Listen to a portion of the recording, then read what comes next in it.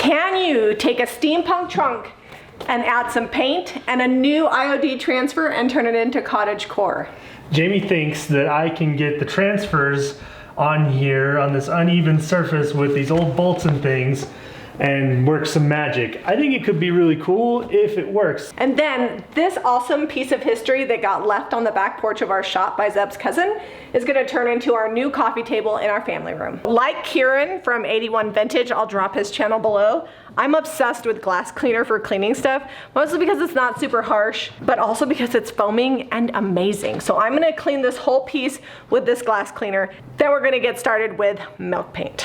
Okay, in this cup I have Sweet Pickins milk paint in flour sack and warm water, and I'm just gonna mix it up with an immersion blender. You know, it's right when it's like a melted milkshake consistency. That's pretty good. Okay, so I want this milk paint to kind of like cover it, but full coverage isn't necessary. I'm going to be distressing it and bringing back a lot of the patina. So that's why I'm using milk paint instead of DIY paint, because I want it to be like thin and washy, and just a great backdrop for the transfer itself, which is really gonna be the star of the show. We did get some chipping and crackle in the paint, but I'm just coming over with a damp rag and wet distressing and pulling it back, especially on the metal. And then I'll come back with a heat gun and see if I can get the paint to chip even more. Because this is fabric and wood and metal, using an orbital really wouldn't work as well. So a wet distress is a great way to go.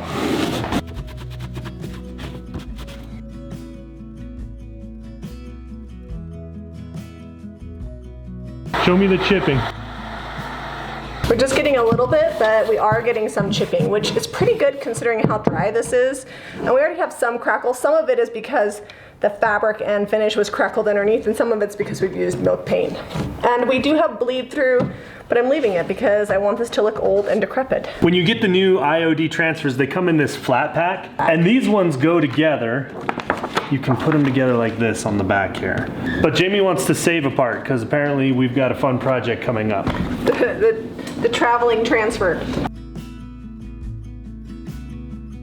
I think just one big one in the middle. And then we'll put some other randomness. Also, if it's like powdery or you distressed it at all, be careful. It has to be dry and no dust. And this is milk paint, so it's not quite as powdery as DIY. Am I committing right there? Do you like it? Yeah, that's great. Or on one side. This is gonna be hard. Here, I would just do the middle, and then just do the bottom, and then just do the top. I don't know how I'm gonna just do the middle. You see what I'm saying? It's gotta flex around. Yeah, I'm trying.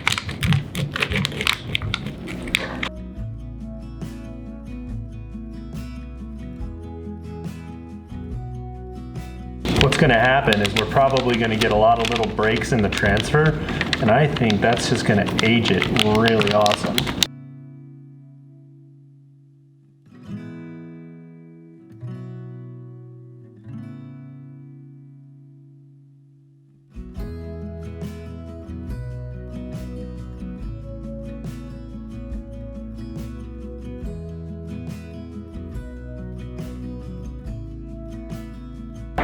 All right, folks, don't let anyone tell you you can't do something. Because you just did it. Because I just did it. I wouldn't recommend it though. Jami's over here like, let's try this out, but don't do this at home, kids. I'm just kind of pushing them down, making sure they're nice and stuck. Yeah, we'll go through and burnish it. This is going to be really important for this. And then I'll hit it with sandpaper to distress it and make it melt more with the chest. Okay guys, here's your extreme close-up so you can see that crackle I'm talking about.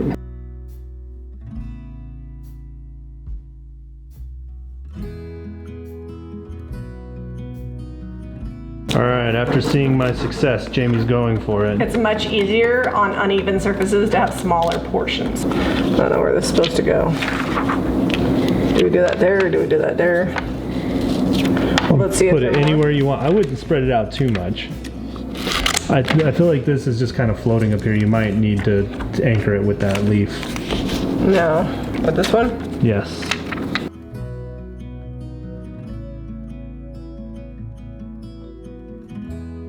See, that's better. All right, now we got some more. We got more pages. These are made to fit together, and you can see how they line up. Question is, where do I want it to flow to? Is that too much flowing? I don't think so. Was their intent to float? I feel like you can flow wherever you want to. I like to just layer them on top of each other. Yeah, I'm going over the top of a couple right now. A couple of parts of the leaves and things.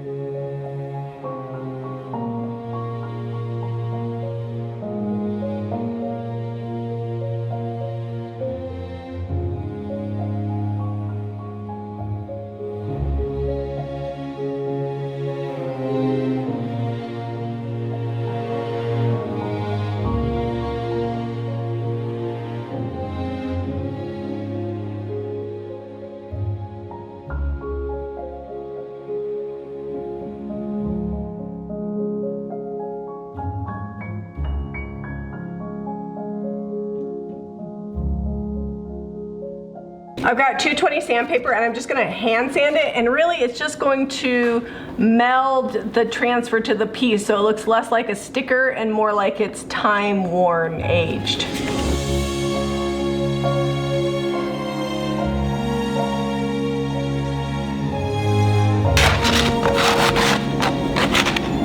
Oops.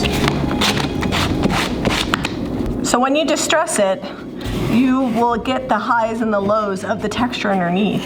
So now you can see all this like canvas texture from the canvas that's underneath the leather.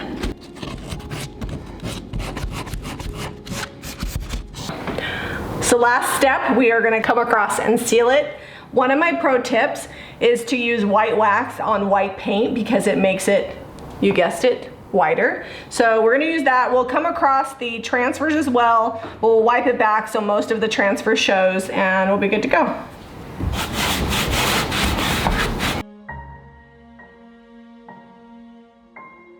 Do you want me to wipe that back? Yeah, wipe it back on the transfer. I'll come be the wipe back guy.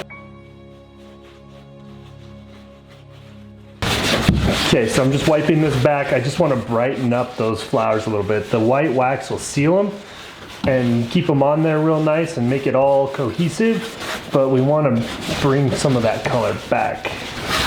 But when you sand them, it kind of gets rid of the halo. It really mushes them on there, and it brings the paint through it and makes it look like a time-worn piece.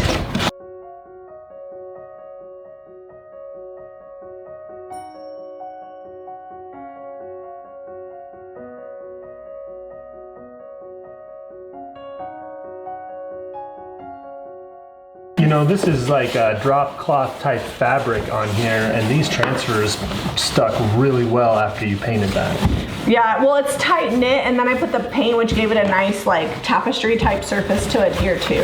The last thing I'm doing is I did paint the bottom, but I'm gonna come in with Sweet Pickin's top coat, and I'm gonna seal it. There's lots of like random rust, and I don't want any of it to get on my rug in the family room, because that's where this is gonna go. So I've painted and sealed the bottom. I will probably also, even though I haven't done it yet, use liquid patina inside on the paper that's on the inside, and that'll keep that paper secure, and it will also create a nice clean inside so I can use it for blankets. So hiding in this chest was this awesome drawer, and it is wood, but as you can see, we've got some breaks on it, and the nails are all popping out of the sides and stuff here. So I'm gonna repair this real quick. It's gonna be real fast, just an 18 gauge nailer, a little bit of glue, and we're gonna put this back together. First off, I've got these little nails that are bent up, not holding anything anymore, and they're gonna be in the way. So I'm just gonna pull them out.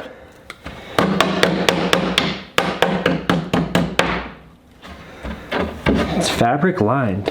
All right, run a little bead of glue right here across the top. See if we can get this board to pretend like it's gonna be friends with the other part of its old self. It doesn't have to be a ton of glue, just a little bit, because I don't want it running all over the place. Let's see if I can nail better than I was nailing yesterday.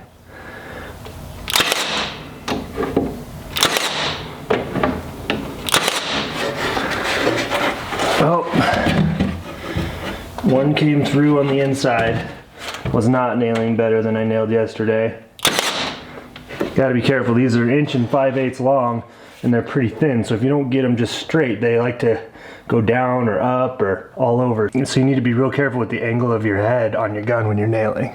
Okay, then we've got this part here that broke way off over on the side. Put a little more glue on that. Looks like it had something riding in there for a long time. Okay, this is curved on the top.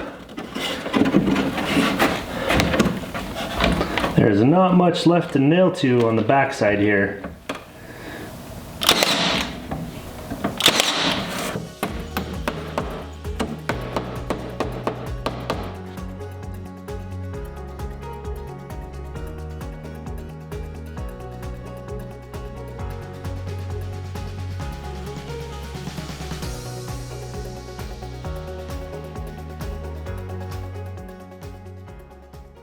I'm pretty sure that rooster is determined to be in every video. That or Eliza forgot to give him the mealworms. Roost the rooster. This chest turned out amazing. It goes to show that sometimes you have a need and you just have to think, what do I already have? Because this has been at the shop forever. It's going in the family room. I think it's gonna be a great place for blanket storage. It's pretty indestructible. We'll wind up putting some safety hinges on it on the inside just to make it a little bit more safe and functional. It's also proof that even though something's not glass or glossy finish, you can still put transfers on it, and with a crazy texture and bumps and all that stuff, it still worked out and looks great. From a steampunk trunk to cottagecore, visit JamiRayVintage.com for the paint, products, and IOD used today. Be sure to give this video a thumbs up and subscribe to Jami Ray Vintage for more DIY.